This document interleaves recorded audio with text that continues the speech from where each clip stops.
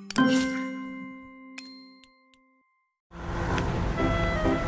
너무 덥다. 덥냐고. 이 여름에는요, 이 습한 기운 때문에 입맛이 정말 뚝 떨어지는데요. 이럴 때 가만히 있으면 안 됩니다. 더위에는요, 뭐니 해도 맛있는 음식이 특효약이거든요. 오늘 저랑 여름 별미 투어 떠나보시죠. 칼칼한 육수에 부드러운 닭 한 마리, 기름에 튀겨 맛있고 담백한 육전 한 점. 저와 함께 먹으러 가시죠. 광주 첨단의 한 가게를 찾았습니다. 여름에는 시원하고 차가운 음식도 좋지만 뜨끈하고 칼칼한 국물 또한 인기인데요. 횡재하는 맛? 횡재한 느낌? 칼국수 먹으러 와서 삼계탕 먹는 느낌? 칼국수와 삼계탕을 동시에 먹을 수 있는 음식, 닭 한 마리 칼국수입니다. 내가 추구하고 싶은 거는 건강도 드리고 1년 내내 먹을 수 있는 건강한 음식. 그럼 닭은 여름은 여름이니까 뭐 이열치열로 드시고 겨울은 겨울대로 따끈한 국물을 드실 수 있다고 생각해서 이게 개발한 칼국수예요. 계절을 가리지 않고 사랑받는 닭 요리. 특히나 여름철에는 대표 보양식으로 자리매김하고 있죠. 닭은 45닭 연계를 쓰고 있는데요. 연계는 어느 부분 다 촉촉하게 드실 수가 있어요. 그리고 호불호가 없어요. 다 잘 드실 수 있는 거. 혼자 먹기 딱 좋은 크기. 단일 메뉴도 아닌데 성수기에는 하루 평균 100마리가 판매된다고 해요. 손질된 닭은 육수에 넣어서 삶아줍니다. 그런데 육수색이 좀 진하네요. 저희 약수는 채수와 한방 육수로 만드는 육수인데요. 맑지만 가볍지 않은 깊은 맛을 추구합니다. 저희에겐 이제 비법 약수가 하나 있는데요. 그게 공개하지 않고 다른 건 다 공개해 드릴 수 있습니다. 둥글레, 당귀, 구기자 등 8가지의 한방 재료를 넣어 2시간을 삶는데요. 닭고기의 살이 부드러워지면 각종 채소를 넣어 2차로 끓여주고요. 여기에 쫄깃한 면을 넣어주면 닭이 통째로 들어간 일닭칼국수 완성입니다. 마음에 감동의 쓰나미가 몰려왔어요. 와, 이 비주얼 보고 어떻게 감동 안 받을 수가 있어요? 닭칼국수인데 이게 닭 백숙인지 닭칼국수인지 저는 헷갈리거든요. 그동안 제가 먹었던 건 닭칼국수가 아니었나 봐요. 한국인은 국물부터 먹어야 되잖아요. 제가 국물 맛 좀 볼게요.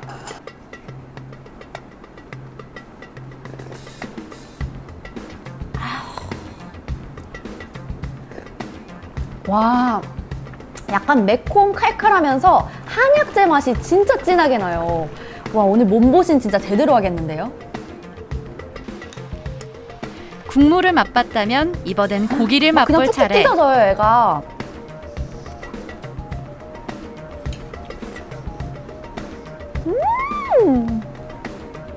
야들야들 입에서 그냥 부서져요.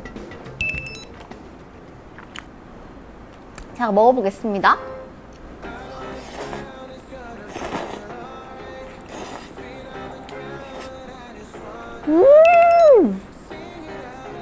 면도 너무 맛있고 양념이 면에도 다 스며들어가지고 간이 딱 맞아요, 아주. 그냥 먹으면 섭섭하죠? 막당금 생김치에도 함께 먹고요. 이 가게만의 특별한 조합. 맛있는 살코기에 갓피클 한 점. 짠 해가지고 먹어볼게요. 진짜 피클 맛이 나요. 근데 갓이라서 더 아삭아삭하고 약간 더 알싸한 맛도 나는 것 같고, 와, 이 닭고기랑 먹으니까 이 부드러운 거랑 이 갓피클의 아삭아삭함이 조화돼가지고 와, 너무 꿀조합인데요, 이거? 후식으로 꼭 먹어야 하는 메뉴, 바로 감자전인데요. 왜 그렇게 사람들이 이 집 감자전 하는지 알 것 같아요. 진짜 겉바속촉이란 이런 것이다. 달달한 감자에 더해지는 바삭함, 부드럽게 속을 채우는 닭고기까지. 더위야 물러거라. 다음으로 찾은 가게는 광주 동천동입니다. 빈자리 없이 손님들로 꽉 차 있었는데요. 이번에 소개드릴 메뉴는 육전. 여름에는 비도 많이 오니까 노릇노릇한 전에다 막걸리 한잔 해야죠. 맛있는 육전 한 점, 라면과 같이 한 점 어떠신가요?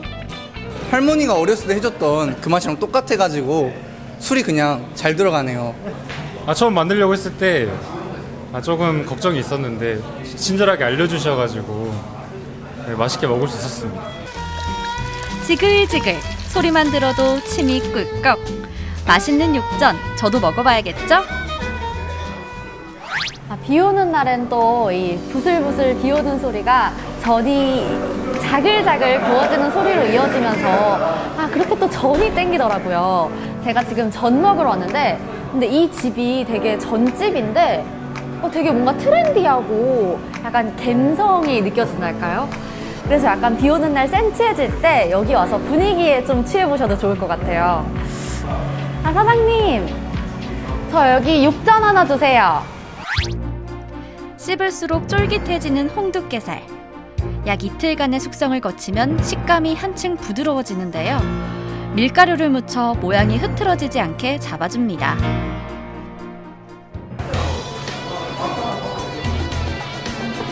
엥? 저희 고기 드릴게요. 이게 뭐지? 저희 화로 준비해 드릴게요. 아니 저는 전을 시켰는데 예, 저는 직접 구워서 드시거든요. 왜 손님한테 직접 부치게 하시는 거예요? 네, 직접 구워서 드시면 이게 보는 즐거움, 그리고 그 냄새나 소리, 그리고 맛까지 맛있게 드실 수 있으세요.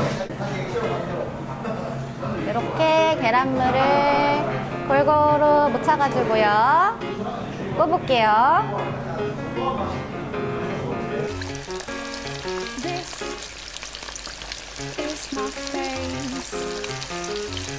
제일 먼저 소리로 먹고요. 노릇노릇한 전을 눈으로 먹은 다음 부치는 손맛을 느껴보고 맛있는 냄새를 먹습니다. 마지막 순서, 입으로 느껴봐야겠죠? 따뜻할 때 빨리 먹어야 된대요. 그러면은 제일 방금 전에 구운 진짜 갓 기름에서 건져 올린 요거부터 한번 먹어볼게요.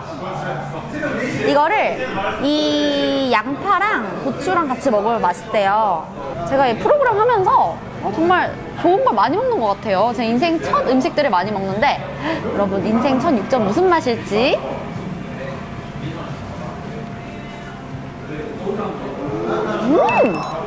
와, 기름에 고기가 만나서 제 입속을 아주 지금 천국으로 만들어주고 있어요. 육전 왜 유명한지 알겠어요. 육전을 먹다 보니 생각나는 음식이 또 있었는데요. 네, 사장님 막걸리 한 잔만 주세요. 기름기가 느껴질 때쯤 한잔해야죠. 육전 한 입에 막걸리 한 모금. 쉬지 않고 입으로 쏙쏙 들어갑니다.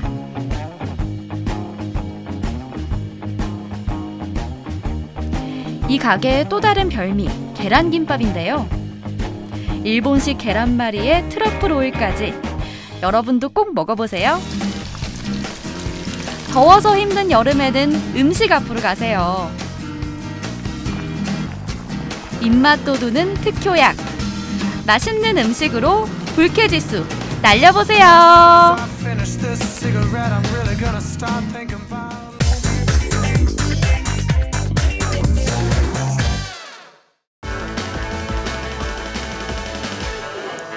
찌는 듯한 더위, 오늘은 사는 산이요 물은 무리로다.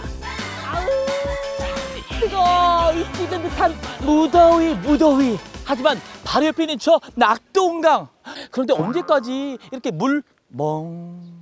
바라만 보실 거예요. 시원하게 이 낙동강에서 낙동강 위아래 위아래에서 시원하게 한번 즐겨보도록 하겠습니다.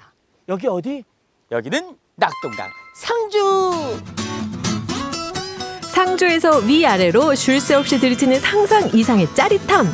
하늘을 나는 패러글라이딩과 물결을 가르는 수상 레포츠 수상스키. 낙동강 액티비티 인 상주. 지금 바로 출발합니다.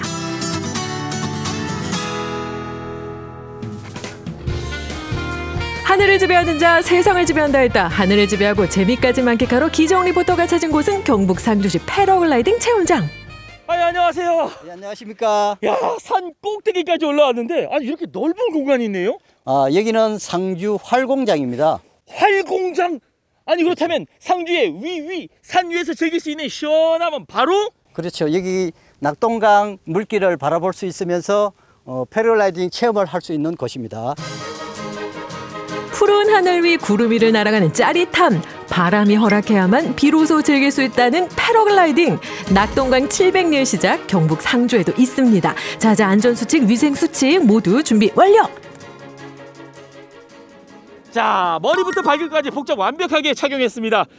저 지금 설레고 있습니다. 빨리 저 멋진 경치로 날아오르고 싶습니다. 여기가 낙동강 경치를 가장 아름답게 볼 수 있는 곳이거든요. 오늘 바람이 좋아서 낙동강 700리 시작되는 곳까지 날아가 보겠습니다. 여기서 잠깐 본격 날아오르기 전 지켜야 할 것들이 있다고요. 우리가 안전을 위해서 주의사항을 지켜야 되니까요. 그러니까 이륙할 때 경사면을 꾸준히 달려줘야 되고요. 달리다가 멈추거나 앉지 않으시면 돼요. 그냥 편안하게 잘 달려주시기만 하면 돼요. 끝까지 달리기만 하면 된다? 그렇죠. 예. 베테랑을 믿고? 예. 몇 년 경력이십니까? 21년째입니다. 알겠습니다. 21년 강산이 2번 바뀔 동안 하늘을 날았습니다. 이 패러글라이딩과 함께. 오늘도 안전하게 부탁드리겠습니다. 네, 안전하게 상주 경치를 감상하면서 비행해 보겠습니다. 네. 달려라!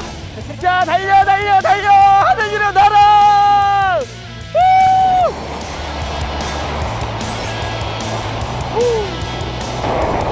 알았습니다.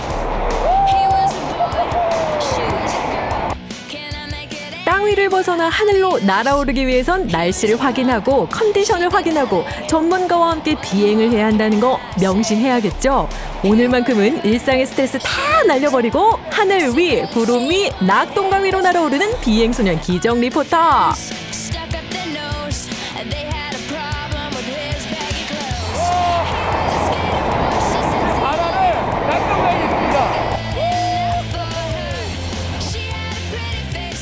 불어오는 바람에 몸을 맡기다 보면 나를 감싸던 두려움은 어느덧 설렘으로 가득합니다.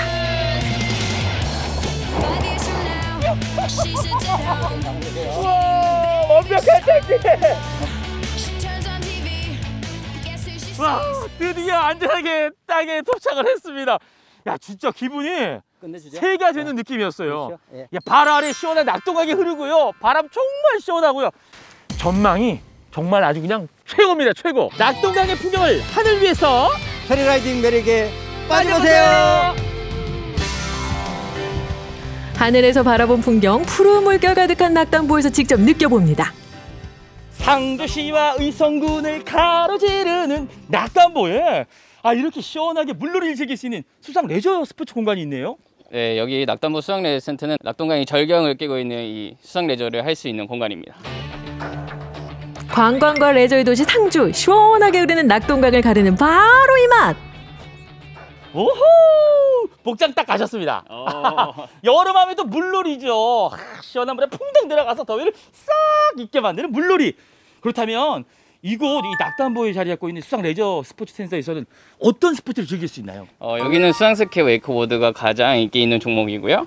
카약이나 패들보드, 무동력 제품, 노를 저어서 하는 제품도 있고 모터보트나 바나나보트 같은 빠르게 즐길 수 있는 종목도 있습니다. 유람부터 액티비티까지 전국에서 이렇게 많은 종류의 수상 레포츠를 즐길 수 있는 곳도 손에 꼽는데요. 특히나 낙동강의 절경을 안전하고 재밌게 느낄 수 있어 관광객들의 발길이 끊이지 않는다고요. 보기만 해도 아주 그냥 시원합니다.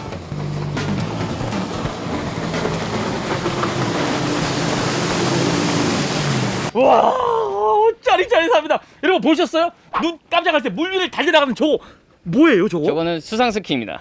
와, 정말 멋진데요. 초보자들도 탈 수 있나요? 초보자분들도 조금만 배우면은 금방 타실 수 있을 거예요. 그렇다면 전 오늘 상주 낙동강 위에서 수상스키에 도전합니다. 지난 2016년 2군데 문을 연 상주의 수상레저센터. 상주보에서는 무동력 수상레저를, 이곳 낙담보에서는 빠른 스피드의 동력 수상레저를 체험할 수 있다는 말씀. 헛둘 장비 준비 완료. 철저한 사전교육으로 안전까지 준비 완료. 우리의 기종 리포터도 수상스키 체험 출발합니다. 바람을 가르며 물결을 가르며 사라지는 더위와 스트레스. 역시 무얼 상상하든 상상 그 이상. 남녀노소 할 것 없이 취향 저격하는 낙담보 물결이 주는 즐거움. 오늘 기종 리포터 제대로 물 만났다. 물 만났어.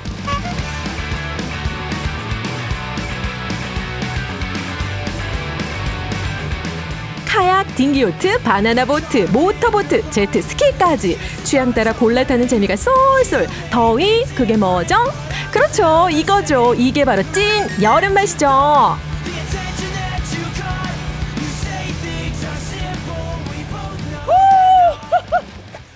정말 시원합니다.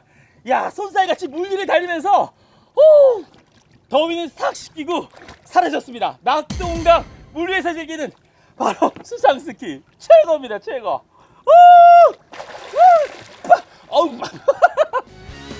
오늘 제대로 물 만났습니다. 여름하면 빼놓을 수 없는 수상레저 상주에서 즐겨보세요. 상상에 상상을 더한 즐거움. 낙동강 700리가 시작되는 상주에서 펼쳐진 특별한 액티비티. 푸른 하늘을 날아가는 패러글라이딩과 낙담보에서 느끼는 짜릿한 수상스키의 매력에 퐁당. 더위 타파 상주로 놀러오세요.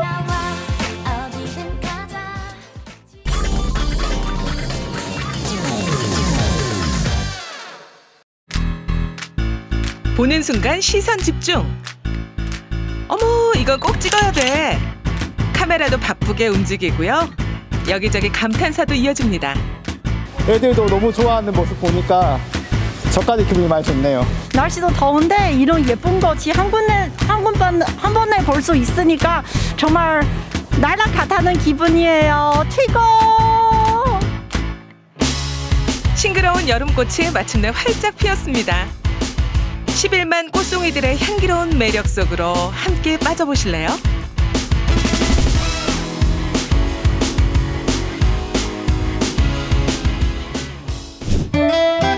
연일 장맛비가 오락가락하는 요즘, 먹구름 낀 하늘이 야속할 때가 많은데요. 모처럼 비가 그쳤으니 가벼운 나들이도 괜찮죠? 장마철에도 여름꽃이 만개했다는 소문 듣고 달려온 곳은 국립세종수목원. 지난해 국내에선 처음으로 문을 연 도심형 수목원입니다. 3,000종에 가까운 식물과 한국의 정원 문화도 만날 수 있는 곳이죠. 국립수목원 중에 유일하게 도심형 수목원으로서 굉장히 접근성이 좋게 이제 오실 수 있는 수목원입니다.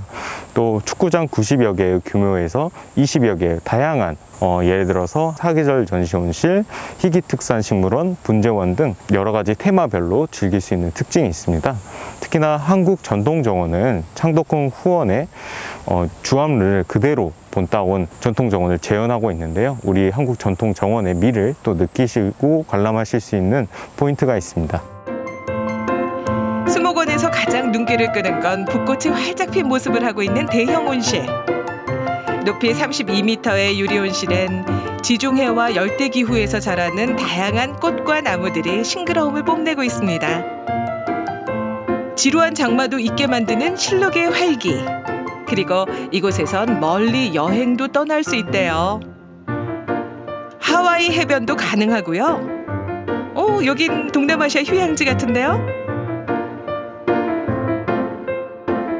네, 이곳은 국립세종수목원 특별전시 온실로서 이번 여름 전시 기획은 여름 정원에서 쉬어가다는 주제로 저희가 조성을 하였습니다. 코로나 시대에 사람들이 굉장히 지치고 일상에서의 좀 탈피를 하고 싶으실 것 같아서 이번에 저희가 휴양지의 컨셉으로 이곳에서 쉼과 여유를 즐길 수 있는 공간으로 저희가 전시를 하였습니다.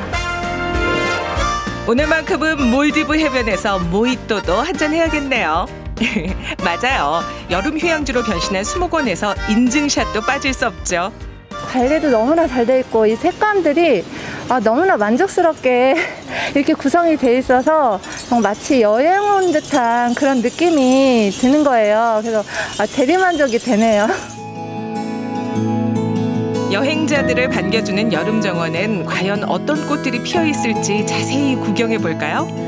남아메리카가 고향인 실버레이디, 잎이 화려한 콜레우스, 베고니아도 청초한 매력을 발산 중이고요. 다육식물 유포르비아도 하얀 꽃을 피웠습니다. 저희는 전체적으로 휴양지에서 많이 볼 수 있는 식물들을 전시를 했고요. 그 중에서 이제 칸나라는 아이를 설명을 해드리면 일단은 꽃도 굉장히 아름답지만 파리의 인맥의 모양을 굉장히 감상을 하는 것도 굉장히 좋은 감상 포인트입니다. 삐죽삐죽한 지금 에크메아라는 식물도 이제 파인애플과의 식물로서 쭉쭉 뻗어나가는 그런 이파리들의 모양을 보시면은 굉장히 좋으실 것 같고요. 그리고 여름에 쨍하게 햇빛을 바르면 오렌지빛으로 굉장히 화사하게 빛이 나는 식물입니다. 파피루스는 이집트에서 예전에 그 종이 원료로도 많이 사용을 했던 거고요. 페이퍼의 어원이기도 한 식물입니다. 그래서 오셔서 파피루스의 그런 아름다운 줄기의 곡선을 많이 감상을 하시면 더 아름다운 식물을 감상할 수 있을 것 같습니다. 여행지로 변신한 수목원에서 즐기는 여름꽃의 향연. 여행이 그리웠던 이들에겐 이보다 감동적인 순간이 또 있을까요? 딱 들어오는데 화사한 예쁜 꽃들이 이렇게 탁 반겨주니까 마음부터 밝아졌고 시원한 청량감을 주는 거예요. 그래서 너무 기분 좋았고요. 또 들어오면서 예쁜 꽃들과 이렇게 이야기도 나누는 것 같고 좀 지인들과 같이 걸으면서 좀 행복한 느낌을 가지면서 걸었습니다. 시선이 머무는 곳마다 형형색색의 꽃들이 인사를 건넵니다. 지역 화훼 농가들의 정성과 노력으로 올여름에도 무사히 꽃을 피운 거라고요. 사람들이 동선 가까이에서 식물들을 관찰하고 볼 수 있도록 조성하였습니다. 그래서 많은 자료들을 축적하고 그리고 그런 농가들을 많이 발굴을 해서 그런 연결을 통해 저희가 많은 식물들을 보유하고 보여주고자 노력하고 있습니다. 여름 내내 2,000여 종의 꽃들이 활짝 피어날 겁니다. 저마다의 색과 향기로 사람들의 눈길을 사로잡겠죠? 다양한 꽃만큼이나 온실안은 꽃을 관리하는 손길도 온종일 이어지는데요. 여름철에는 관수에 특히 많이 신경을 쓰고 있고요. 각 식물마다 그 물의 양을 요하는 게 다르기 때문에 가드너들이 특히 관수에 많은 신경을 쓰고 있습니다. 그리고 죽은 꽃이나 죽은 잎들을 정리를 함으로써 관람객들에게 더 아름다운 모습을 보여주고 식물의 생육에도 도움을 줄 수 있도록 가드너들이 많은 노력을 하고 있습니다. 보이지 않는 곳까지 세심하게 관리하는 수목원 식구들. 그 노력 덕분에 우리가 지루한 장마에도 한여름 폭염에도 청량한 여름꽃을 만날 수 있는 거겠죠. 이번엔 사계절 내내 여름 풍경이 펼쳐지는 비밀의 숲으로 가볼까요? 시원한 폭포와 키 큰 파파야 나무가 반겨주는 열대 온실. 쉿! 곤충을 잡아먹는 식충식물도 살고 있대요. 열대 온실은 그 무한한 가치를 가진 열대 식물들이 이곳에 400종이 넘고 약 6,000본에 달하는 열대 식물들이 이곳에 식재되어 있어서 국민 여러분들께서 여기 오셔서 마음껏 둘러보실 수 있도록 구성되어 있습니다. 이곳에선 열대우림에서 자라는 400여 종의 식물들을 구경하면서 재밌는 퀴즈도 풀어볼 수 있습니다. 열대온실 속 꽃과 나무들의 이름을 가로 세로 낱말풀이를 통해 기억하는 거죠. 이 문제가 어려운 문제들이 아니라 그냥 이 식물원을 자세히 둘러보면 적을 수 있는 문제들이어가지고 크게 어렵지 않았던 것 같습니다. 저는 다 맞은 것 같아요. 낱말풀이에 있는 식물을 찾으면 정말 기뻤고, 이거 성인뿐만 아니라 아이들도 식물들 낱말을 찾으면서 공부도 할 수 있고 더욱 식물이랑 친해질 기회가 될 수 있을 것 같아서 좋은 것 같습니다. 사실 열대식물들이 아주 매력적인 식물들이 많고 중요한 가치를 지닌 식물들이 많은데, 이 식물들을 국민 여러분들께 좀 더 쉽고 접근성이 있는 방법으로 다가가고자 고민을 하다가 아무래도 전 연령대가 즐길 수 있는 놀이형 교육으로 도입을 하고자 가로 세로 말풀이를 만들어 가지고 여기 뒤쪽에 이렇게 만들게 됐습니다. 올여름 국립세종수목원에선 특별한 사진전도 열립니다. 백두대간에서 자라는 희귀 식물들의 꽃가루와 씨앗을 현미경으로 포착한 사진들. 와, 이게 정말 씨앗이 맞나요? 주사전자 현미경은 일반 광학 현미경이랑 다르게 30만 배까지 표면을 촬영할 수 있고요. 이번 전시를 통해서 많은 사람들이 우리나라의 자생식물의 아름다움과 소중함을 같이 느끼셨으면 하는 바람으로 기획하게 되었습니다. 현미경으로 우산나물의 씨앗을 직접 관찰해보는 시간. 개구쟁이 아이들도 시선 집중, 눈을 떼지 못합니다. 이렇게 실제 와서 보니까 훨씬 더 애들 교육엔 좋은 것 같습니다. 그냥 지나쳤던 씨앗들이 또 새롭게 보이고 또 그 안에 여러 가지 이런 생명들을 품고 있다는 게 더 약간 신비롭게 느껴졌던 것 같아요. 오락가락 내리는 지루한 장맛비에 기분 전환이 필요하신가요? 여름의 시작을 알리며 환한 얼굴로 우리를 찾아온 주인공이 있습니다. 싱그러운 생명력으로 우리의 마음을 위로해주는 여름꽃 만나러 수목원 나들이 어떠신가요?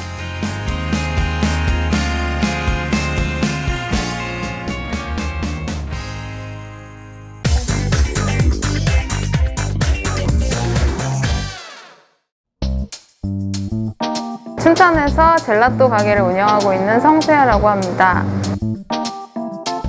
젤라또는 이탈리아어고 아이스크림은 영어의 차이가 있는데 이제 한국에서는 젤라또라고 하면 매장에서 직접 신선하게 제조돼서 만들어지는 형태를 의미하는 것 같고요. 정말 좋아하고 맛있게 만들 수 있는 게 뭔가 생각을 하다 보니까 이제 젤라또를 제가 직접 만들고 싶은 생각이 들었고, 제가 이제 여행하는 거를 엄청 좋아해서 외국에 다닐 때마다 꼭 그 젤라또 가게를 가서 제가 아이스크림 사 먹었더라고요. 그래서 그런 추억들을 좀 같이 녹여내고 싶어서 젤라또 가게를 오픈하게 됐습니다.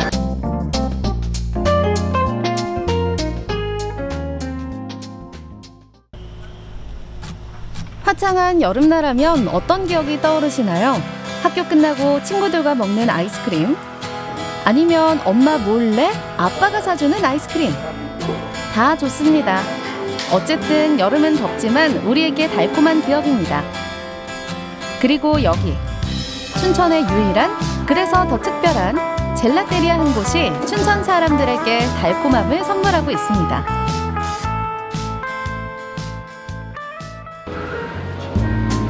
손님들의 고마운 마음이 곳곳에 남아있는 곳. 이곳에서는 매일매일 질 좋은 재료로 소량의 젤라또를 만들어 제공하는데요. 한 통에 40만 원이 넘는 헤이즐넛을 사용하기도 하고, 이곳의 시그니처 메뉴인 토마토 바질 소르베또 역시 시댁인 강원도 영월에서 기른 유기농 토마토로 만들고 있습니다.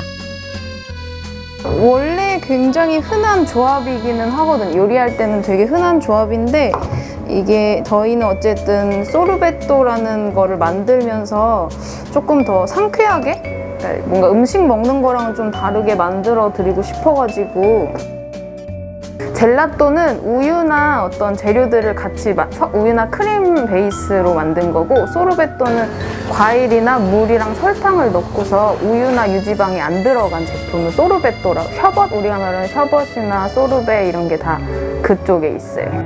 오직 좋은 재료로 만든 젤라또는 재료 본연의 맛을 느낄 수 있는 가장 달콤한 방법인데요. 진짜 그 맛을 알려드리고 싶었어요. 그러니까 저희 매장에 오셔서 참외 맛을 드셨을 때 본인이 선택하셨음에도 와, 참외 맛이나 라고 즐겁게 얘기하시는 모습들을 볼 때 제일 뿌듯하거든요. 그래서 뭔가 그 원료, 그 재료 자체의 맛이 이런 맛을 가지고 있다라는 걸 젤라또나 소르베또 형태로 손님들한테 해드릴 때 그냥 그게 저희 매장의 조금 다른 점인 것 같아요. 저희 보통 처음 오시면 피스타치오나 유기농 토마토 추천해드리고 있기는 한데 원체 취향이 다 다르시고 요즘엔 또 자두나 참외가 철이라서 좋아하시는 분들도 꽤 많이 계세요. 저는 원래 토마토 주스도 좋아하긴 했는데 아이스크림으로 이렇게 젤라또를 먹어본 건 처음이거든요. 근데 끝맛쯤에 뭔가 바질향 같은 게 나면서 건강한 맛도 나면서 맛도 있는 뭔가 그런 아이스크림. 이곳의 특징이라고 한다면 끝을 할 수 없는 도전 정신입니다. 이곳에서는 상상 그 이상의 맛이 존재하는데요. 시그니처인 토마토 바지를 시작으로 미숫가루, 쌀, 참외, 심지어 막걸리 맛까지 있습니다. 네, 위쪽에 여기 참외 막걸리 올려드렸어요. 2달 하고 10일 정도 됐는데 맛을 한 45개 정도 했었어요, 여기서. 그날마다 이제 그날 날씨나 이런 거에 따라서 맛이 좀 바뀌는 편이에요. 막걸리 같은 경우도 사실은 매장을 오픈했는데 비가 너무 많이 와가지고 비 오는 날 막걸리 생각나시는 분들 많이 계실 것 같아서 만들었는데 좋아해 주시는 분들이 너무 많아지셔서 그냥 알코올류나 이런 것들은 하나씩 좀 가져가려고 하는 편이에요. Finally, I find a very good place where to eat ice cream, Italian ice cream. It's very close, very close to Italian. 어린아이부터 어른까지 즐길 수 있는 아이스크림을 만들고 있는 사장님의 작은 소망. 제가 젤라또로서 그냥 여러분들한테 보여주고 싶은 목표가 있어요. 원료 자체? 그게 이 맛이다라는 거를 이제 조금씩 시민 여러분들이 알아주시면 그게 제 목표인 것 같아요. 젤라또를 만든. 단지 춘천에 하나뿐인 젤라또 가게라는 수식에 멈추지 않고 끊임없이 변화하고 새로운 시도를 하는 성세아 사장님의 젤라테리아. 폭염으로 지쳤다면 지금 바로 젤라테리아의 문을 열어보세요. 키링!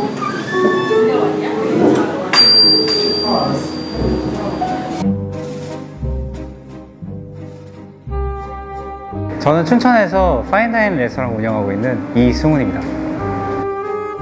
직독을 해보면 이제 고급 레스토랑을 파인다이닝이라고 하는데요. 고객님께서 저희 가게에 입장한 순간부터 나가는 순간까지 저의 가치관과 저의 신념 하에 준비된 모든 것들을 만끽하시고 즐기실 수 있는 그런 공간의 음식점을 파인다이닝이라고 하는 것 같습니다.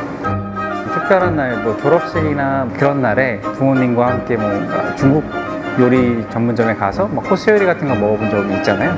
그런 쪽으로 생각을 해서 오실 수 있는 그런 공간이라고 생각하면 될 것 같습니다. 아래쪽에 보시면 이렇게 참외가 들어가 있습니다. 참외에다가 이제 관자를 같이 올려서 이제 관자랑 뭐 이런 위에 피클이랑 버섯과 함께 이제 드셔주시면 되는 방식이라서요. 관제 염색이 이제 다시마가 좀 들어가서 굉장히 풍미가 좀 살아있는 편이에요. 그리고 관자가 더 많이 익혀지지 않기 때문에 이제 부드럽게 드실 수 있는 정도라고 저는 생각을 하고 있고요. 지역의 제철 식재료로 만드는 다음 요리는 춘천산 송어로 만든 스테이크입니다. 단맛도 강하고 이제 그렇게 뭐 우리가 생각하는 민물고기 이런 것처럼 뭐 흙내나 뭐 이런 게 엄청 심하거나 그러지도 않고 감칠맛도 되게 많은 편이라 스테이크로 하실 경우는 굉장히 부드럽고 되게 맛있게 느낄 수 있어요. 고춧잎 피레에 송어를 올리고 쑥갓으로 마무리하면 고춧잎으로 감싼 송어 스테이크가 완성입니다. 아래에 있는 소스랑 뭐 이렇게 쑥갓이랑 뭐 퓨레랑 같이 해서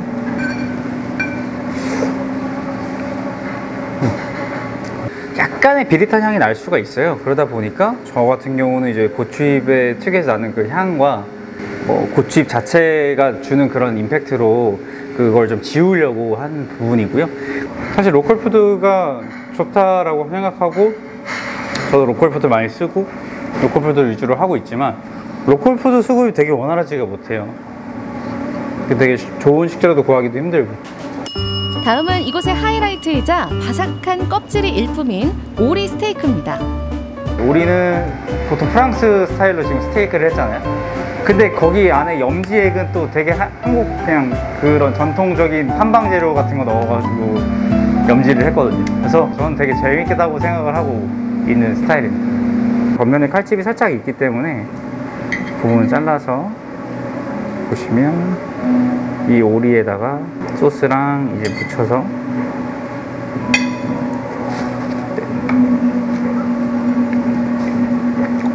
네.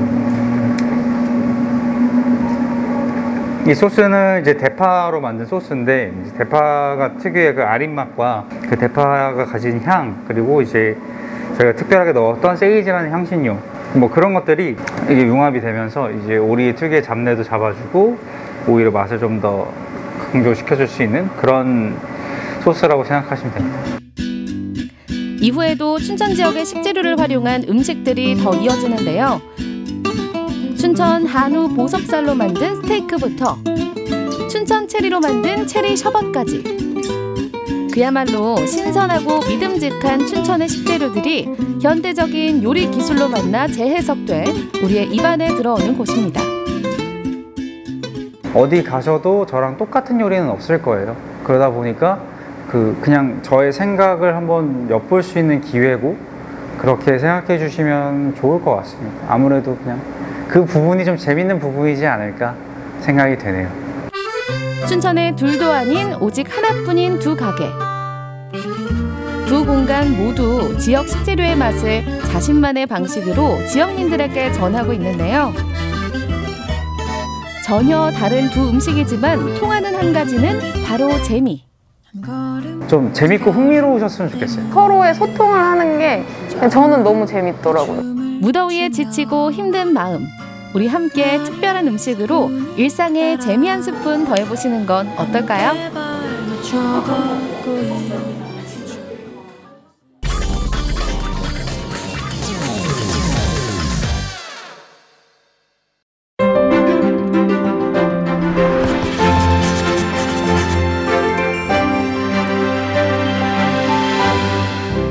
어장 분쟁. 어장 분쟁. 뭐 이렇게 바당 바꿔서 싸우는 거. 용서하고.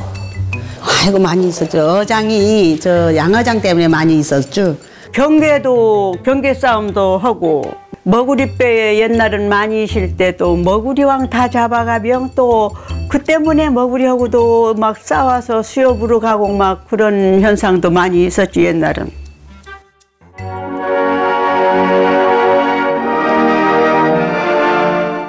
또한 잠수부도 해녀에 못지않은 커다란 일을 합니다.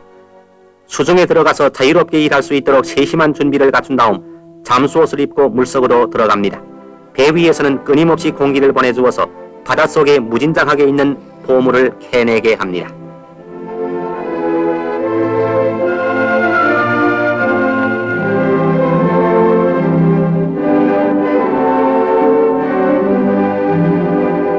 그 머구리들 도여가가지고 해녀들 작업할 시간이 딱 알지. 물때가 알아는 한. 우리 안 나갈 때 머구리는 아침 새벽부터 나와. 그러면 막 가해까지 들어오고, 줄이 한 배에서 한 100m 정도는 안으로 들어와도 될 만큼 줄이 흘려져. 배는 밖에서도 머구리는 안으로 오는 거야. 기축해거능에 우리 나감 동안에 작업해서 나가보는 거야, 밖으로. 가보면 잡아난데 안 잡아난지 알아주지. 물 잡아난 데는 없잖아, 물건이. 없어서 없어, 가보면.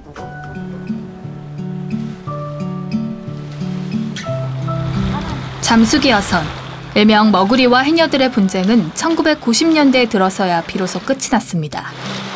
머구리가 사라진 바다, 해녀 삼촌들은 이곳에서 여전히 바다와 함께하고 있습니다.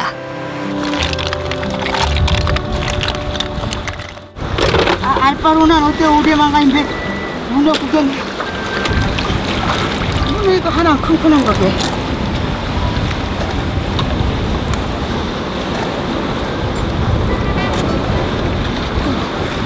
요거는 큰 거게. 과거 풍부한 어장으로 유명했던 온평리. 덕분에 머구리뿐 아니라 어장을 부러워하던 옆 동네 해녀들과의 분쟁도 잦았는데요. 잠수회장 나가 할 때 이제 우리 온평이 바닥은 막 좋으니까 이 신산이사가 다 잡아가보는 거라. 하루가 우리 가보니까 막 이제 철력은행에 들정하는데 신산이사가 와서 들은 작업을 먼저 해버려서 견한 우리는 이제 오늘은 물질하지 말자 해네. 봄옷 입은 채로 신산이 탈의장에 가서 기다린 거야. 기다려가지고 이제 우리 바닥에 와서 물질을 왜 했느냐 해서 분쟁이 싸워서 오지 말랭하고 그쪽에는 합의 보고 그렇게 했어. 하루 우리는 작업 못하고. 용서하고 경기도 타. 경기 싸워. 이제 용수서는 자기네가 더 많이 처적형하고 여기서는 고산서는 많이 처적형해보니까 이제 그거를 경기를 이제 끊지 못해연 이제 수협 명예로 한 이제 지금도 수협 명예로 한 이쪽이 괜한 차고섬은 이제 용수하고 고산하고 공동작업 소라 해체할 때만 공동작업.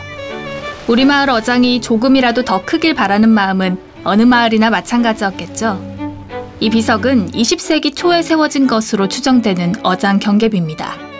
분쟁이 얼마나 치열했으면 비석으로 바다의 경계를 표시했을까요? 경계비에 대해 더 자세한 설명을 듣기 위해 전문가를 찾아갔습니다. 성산과 고성 사이에서 발견된 경계비는 2012년 9월 그게 드러났으나 좀 발견 시점이 좀 늦다 보니까 다시 모래에 감춰지면서 그걸 찾지 못했다가 2016년에 다시 또 큰 태풍이 불면서 지금 드러나게 된 것입니다. 거기 문구가 어떻게 되어 있냐면 정의면 고성리와 성산리 지서항 이렇게 되어 있고요. 해명 경계 대정 5년 2월이라고 되어 있습니다. 대정 5년은 일본식 연호인데 지금으로 보면 1916년이 되겠습니다. 이 지도는 1917년 조선총독부에서 실측한 지도인데요. 어장 경계비를 기준으로 성산과 고성의 어장은 이렇게 구분됩니다. 지금도 이 경계 그대로 두 마을의 어장이 구분되고 있죠. 실제적으로 이 해양 경계의 근본적 원인은 어장 분쟁에 기인한다고 볼 수 있습니다. 제주 해녀들의 그 가장 주 소득원이 미역으로 당시에 이 미역을 통해서 제주 해녀들이 벌어들인 소득이 굉장히 컸었는데 중요한 거는 이 미역들이 꼭 그 마을과 마을 사이에 있는 이 좋은 지점에서 이게 많다 보니까 마을 주민들 간의 분쟁이 굉장히 심했습니다. 일제시대부터. 그래서 당시 아마 행정에서 정확하게 성산과 고성의 어장 경계를 그었던 것으로 추측할 수가 있습니다.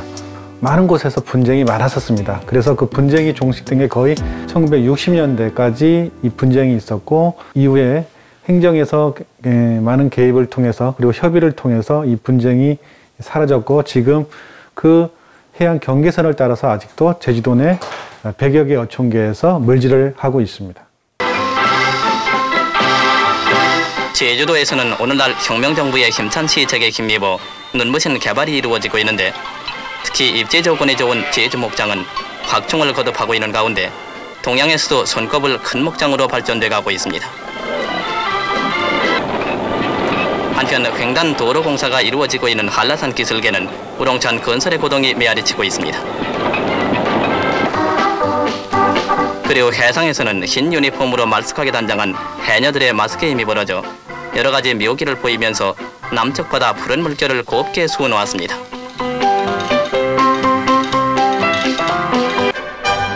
산업개발이 시작되면서 제주 경제가 꿈틀대기 시작했습니다. 그리고 그 중심에는 제주의 해녀들이 있었습니다. 소라는 근래 제주 해녀들의 채취 어종입니다. 제주도가 일제 치하에 들어가면서 일본에 의해서 제주도 해녀들이 잡는 그 어패류들이 달라지기 시작했는데 처음으로 일본에 의해서 달라진 게 바로 이제 천초입니다. 오목가사리는 일본에 의해서 방직 공장에서 굉장히 중요한 풀로서 이제 역할을 해야 되기 때문에 천초가 굉장히 중요한 역할을 했었고 그 이후에 군수물자 조달을 위해서 소라를 중요한 이제 군수품으로 사용하게 됐는데 그게 제주도 내 성산이나 그 다음에 구자 뭐 이런 곳에서 캔 공장들이 많이 생기면서 제주 해녀들이 소라를 채취를 하기 시작했고 그게 지금까지 왔다고 보시면 되겠습니다. 그 시절 해녀들이 잡은 소라는 다양한 방식으로 수출되었는데요. 알맹이는 통조림으로 만들어 수출했고 껍데기를 이용한 자개단추도 인기를 끌었습니다. 그야말로 해녀들의 효자 작물이었죠. 이제 우리 어머니네 세대 때 물질 할 때에는 소라 판매가 어서그네 하면 동네에서 상인 소라 받는 그 사람들이 소라를 받아 삶아 그거를 삶으면 우리가 그디 가근에 이 삶은 소라를 다 이제 까주면은 그 상인은 통조림 공장으로 그 동조림 공장은 옛날 묵은성엔 헌디 있지, 이제 탑동. 묵은성엔 헌디 동조림 공장이 있어나 쪽에 그냥 거기에 물건을 많이 가져갔죠, 소라를. 근데 이제 그 공장이 없어졌을 거라 다 매립화에 불고. 제주의 경제를 이끈 산업역군 해녀. 이 시기는 전 국가적으로 해녀라는 직업이 재조명되는 시기이기도 했습니다. 이와 때를 같이 해서 제주 앞바다에서는 해녀들의 각종 잠수 대회가 열려 이체를 띄었는데 이 대회는 바다를 개척하려는 제주도민의 의욕을 한층 북돋아 주었습니다.